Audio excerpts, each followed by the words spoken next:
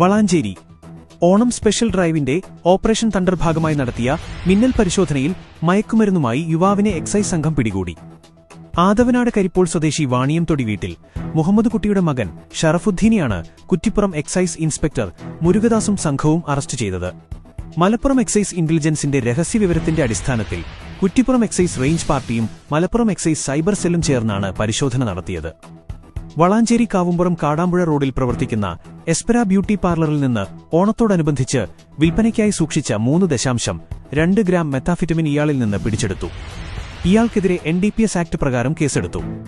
പരിശോധനയിൽ assistant excise inspector grade Latheesh P, preventive officer Pramod P, excise intelligence bureau assistant excise inspector Pragesh P, civil excise officer driver Unnikrishnan, civil excise officer Alex, woman civil excise officer Annu Narayanan, assistant excise inspector driver grade Ganesh, excise cyber cell civil excise ഓഫീസർമാരായ കമ്മുക്കുട്ടി, അഭിരാം എന്നിവരും പങ്കെടുത്തു.